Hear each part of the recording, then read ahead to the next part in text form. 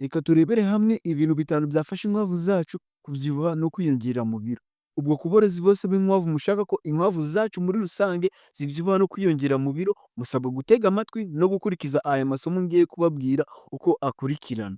Ikintu cya mbere, kuziha ubwisanzure. Aha ngaha ubwisanzure mvuga buriya buri mu moko abiri. Ubwo bwisanzure ni ukuzubakira ibiraro binini cyangwa se ibyo biraro bitoya ukazishyiramo inkwavu nkeya.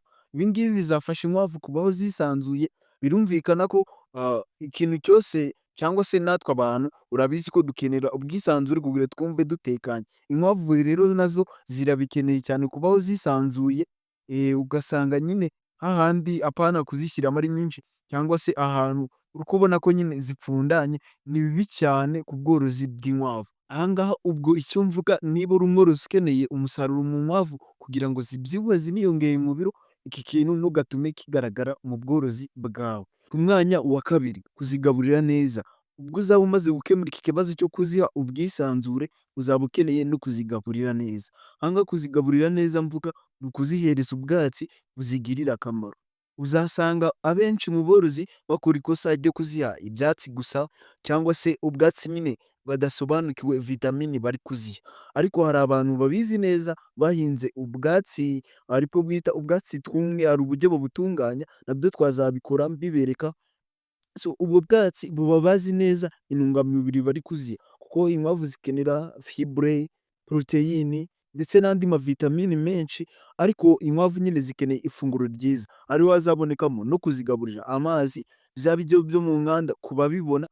Urumva unakeneye kwita ku byo kurya kugira ngo izi nkwavu zawe zimere neza, adeni nyuma ziyongere mu biro, kwanza zinabyibuhe nk'uko twese tubyifuza. Ndizera neza ko ni ikintu nanone ukeneye gukemura mu bworozi bw'inkwavu bwawe kugira ngo tubone wa musaruro ndetse n'amafaranga tuvuga ko dukeneye muri ubu bworozi bwacu bw'inkwavu. Ku mwanya wa gatatu, kuzigaburira ku gihe kidahindagurika.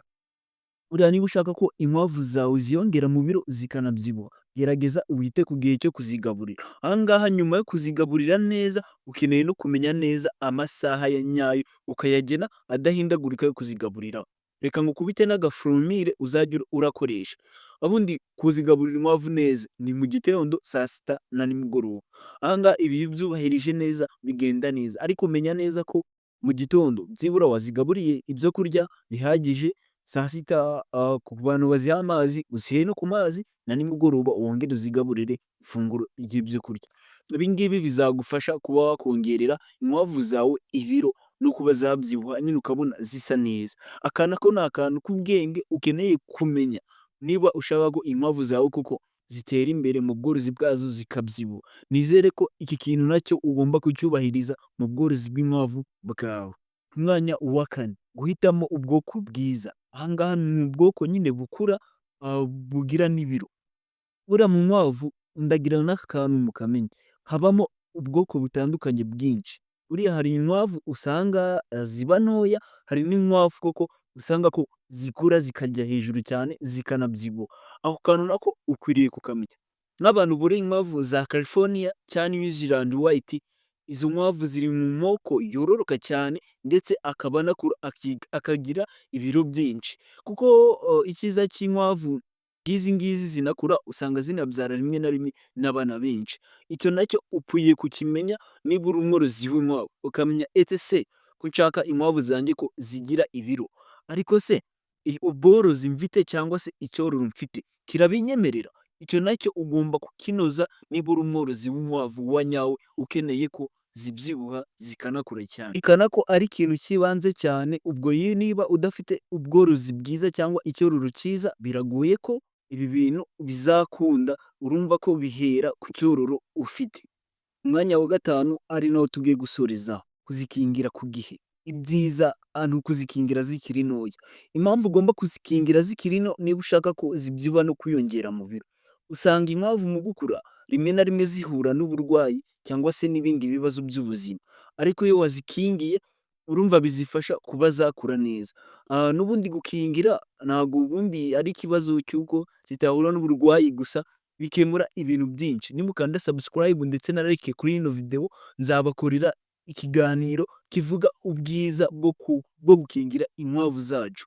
Ibi nabyo ndizera ko bigomba kugira ikintu bigusigira kuko abenshi bakunze kugira ubworozi ariko badakingira inkwavu zabo, ariko akenshi ushobora gusanga ari uko baba batazi akamaro wenda ko gukingira inkwavu zabo. Gusa ndizera ko wowe wateze amatwi aya masomo umenye neza ko no gukingira inkwavu zawe bituma inkwavu zawe zikura neza zikanabyibuha, kuko bituma inkwavu zirisha neza iyo zimeze neza, bikaba imwe mu ntandaro y'uko nyine inkwavu zawe zigomba gukura ndetse zikanabyibuha zikaniyongera mu biro. Hari ibintu byinshi byafasha inkwavu kubyibuha no kwiyongera mu biro, gusa ibi bitanu nibyo nari nabateguriye uyu munsi nk'abakozi ba Viewrabbit Farm kugira ngo bibe biri kudufasha kugira ngo inkwavu zacu zibe ziri kwiyongera mu biro ndetse zinabyibuhe. Ubwo nimbona hari abantu benshi bakanze like kuri iyi video bagakanda na subscribe, ubwo nzabakorera igice cya kabiri nimubyandika muri comment ngo igice cya kabiri. Mukomeze mwite ku bworozi bwanyu bw'inkwavu, ubwo tuzasubira mu bindi biganiro turebera hamwe andi masomo yafasha ubu bworozi bwacu bw'inkwavu.